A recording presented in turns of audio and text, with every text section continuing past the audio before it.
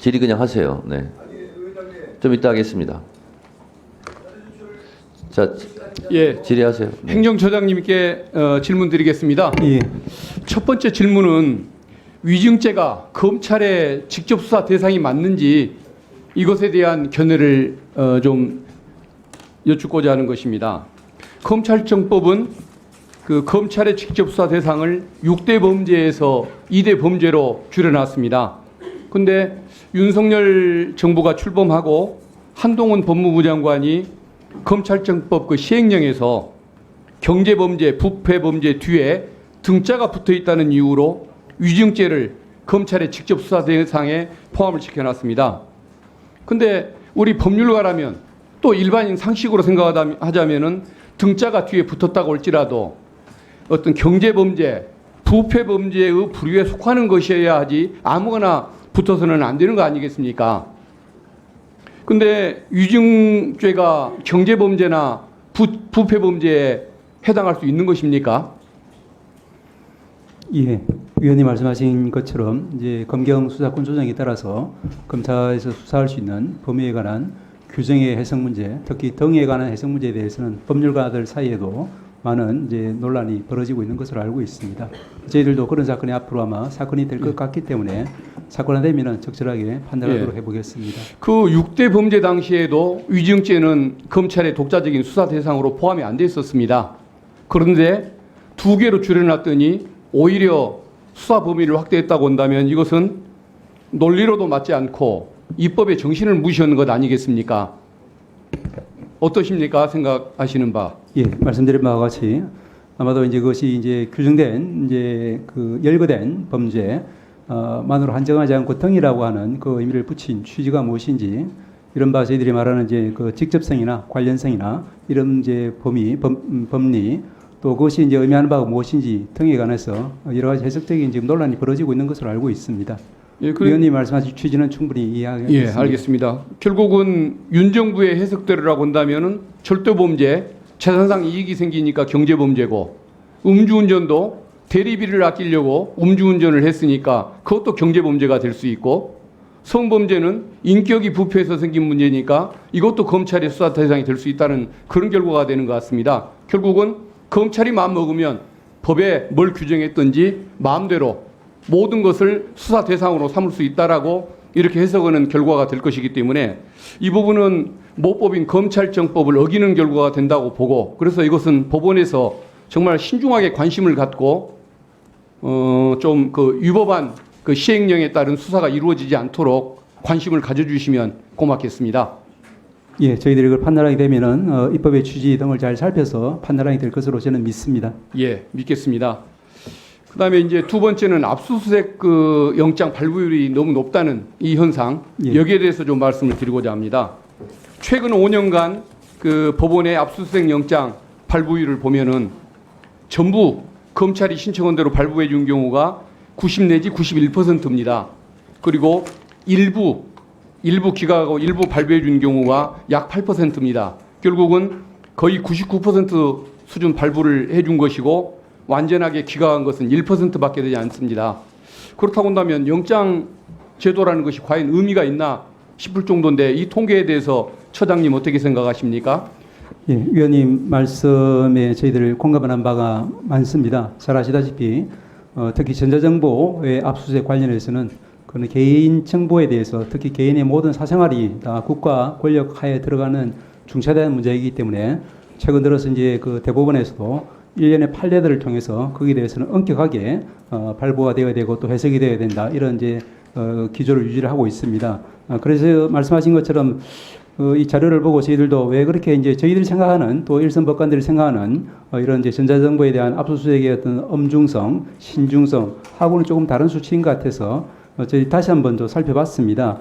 그랬더니 이제 이게 그 보이스피싱이나 중고거래 사기 등과 같이 다수 피해자가 있는 그런 범죄에 있어서는 금융계좌 추적용 압수수색 영장이 필수적으로 발부될 수밖에 없습니다. 그것은 이제 서민 범죄이기 때문에 그래서 그런 범죄를 제외하고 왜냐 그 부분은 뭐 당연히 압수수색 영장이 발부돼야 되는 부분이기 때문에 그 부분을 제외하면은 이제 2013년도 이제 그 89.6%에서 2023년도에는 84.1%로 발부율이 감소되는 것을 확인할 수 있었습니다. 아마 위원님한테 자료가 제공된 것으로 알고 있습니다만 그렇다고 하면은 이것이 이제 저희들 구속영장 발부율하고도 크게 차이가 나지 않는 범위이기 때문에 저희들이 이제 지금 현재 지향하고 있는 압수수색 영장의 신중한 심사 그리고 발부 이것하고 크게 궤를 벗어나지는 않는 것으로 보입니다. 다만 말씀하신 취지대로 이런 부분에 대해서는 저희들이 조금 더 신중하게 검토할 수 있도록 이렇게 널리 공지하도록 하겠습니다. 알겠습니다.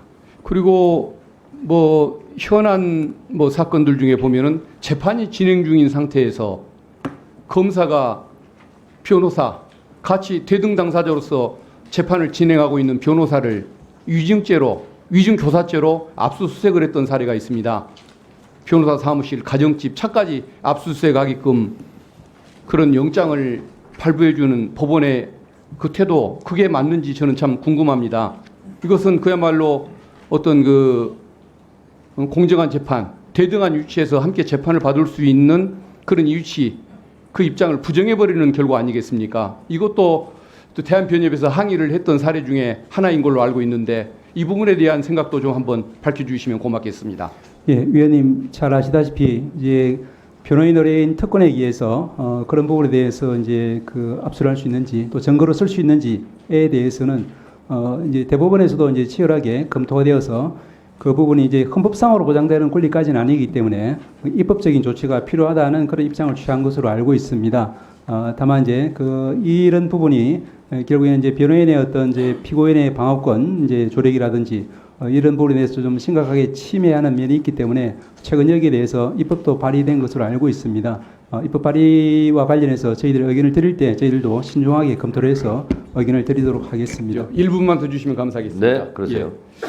그 사전심사제, 예. 실질심사제 뭐 좋습니다마는 그 전에라도 저는 심사를 좀 강화하는 노력이 필요하지 않을까 그 생각합니다.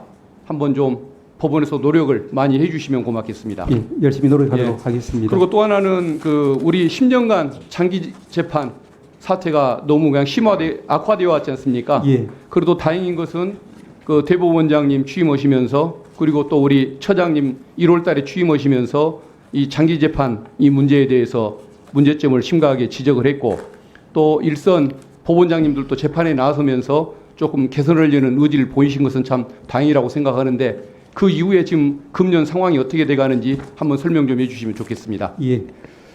조금 저도 이 부분이 이제 다시 한번 지난번에 모든 위원님들께서 저희들이 이제 오늘 오셨던 대법원장님 모시고 국민들을 위해서 진정으로 저희들이 다시 설 수 있는 사법부가 되기 위해서 꼭 필요했던 법관 정원의 전제의 조건이었던 법적 경력의 어떤 오픈 완화 이런 부분에 대해서 여러 위원님들께서 한결같이 지지를 해주신 데 대해서 정말 다시 한번 감사 말씀을 드립니다.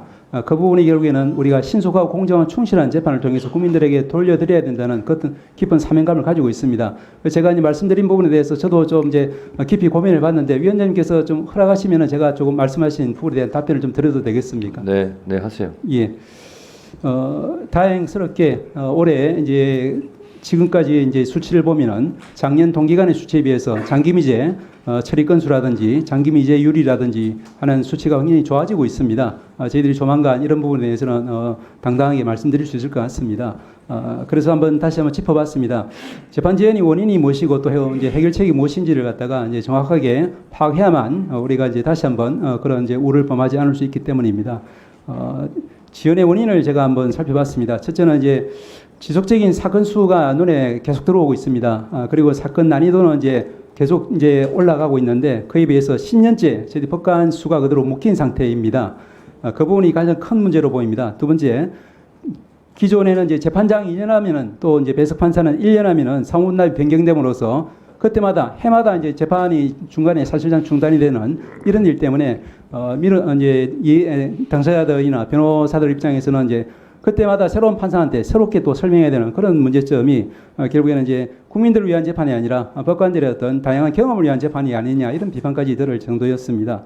그리고 또 중요한 문제가 디스커버리 제도가 도입되지 않음으로 인해서 증거 편제 현상, 특히 대기업이라든지 이렇게 이제 그런 증거를 확보하는 과정에서 많은 이제 증거 확보를 위한 시간이 필요했고 그에 따른 소요 문제라든지 특히 의료를 비롯한 이런 감정 문제가 굉장히 좀 난맥상을 보여가지고 여러 가지 재판 지연에 큰 원인을 제공했던 것 같습니다. 그리고 또 중요한 부분이 아시다시피 법관들이 전국 단위로 전보 인사를 다니다 보니까 생활 불안정 그리고 처우가 미흡하고 또 업무가 많고 이러다 보니까 경륜과 실력을 갖춘 법관들이 대거 이제 사직하는 그런 현상이 계속 증가해 왔습니다. 그리고 이제 워라밸과 육아를 중시하는 사회 흐름에 젊은 법조계에 유입이 됐고 그 부분은 저희들도 피해갈 수 없었던 그런 원인이 있었던 것 같습니다. 이런 부분이 이제 제가 검토해 본 원인이었던 것 같습니다. 그리고 이걸 해결하기 위해서 이제 그 지난 우리 대법원장님 시절에는 이제 단독 판사로 이 사무관을 좀 확대한다든지 또 대등 재판부를 도입한다든지 이런 이제 여러 가지 노력을 했습니다. 그렇지만 그런 부분이 이제 주요 이제 충분하지 못했기 때문에 계속 재판 지연 사태로 이어져 왔던 것 같고 저희 대법원에 오시고 나서 저희들이 자체적으로 이제 대처하기로는 첫째는 말씀드린 것처럼 이제 2년 1년에서 3년 2년으로 사무분담을 증가하는 것으로 변경을 했습니다. 앞으로는 저희들이 이제 한 법원에 있을 동안에는 한 재판부에 근무하는 그런 부분이 언젠가는 와야 된다라는 생각을 하고 있습니다. 그다음에 이제 처장님. 예. 무한정 시간을 드릴 수가 없고 예. 또 특정한 한 의원의 질문에 대해서 예. 이렇게 길게 예. 답변을 드리기가 좀 어려운 점 양해해 알겠습니다. 주시고요. 예. 지금 말씀하신 내용 포함해서 예. 앞으로 더 말씀하실 내용, 그러니까 예. 재판 지연에 대한 원인이 여러 가지가 있지 않습니까? 예. 그거는 서면으로 작성하셔서 위원장한테 제출해 주시고 예. 그리고 또 의원님들에게도 예. 그 부분은 뭐 오늘 중이라도 준비가 되는 대로 제출해 주시면 그것을 의원님들이 참조할 수 있도록 그렇게 하도록 하겠습니다. 그렇게 하겠습니다. 네. 다음은 장동혁 의원님, 네, 질의해 주세요. 그 본인 시간 앞에 좀 드릴 테니까요, 그때 하시고요.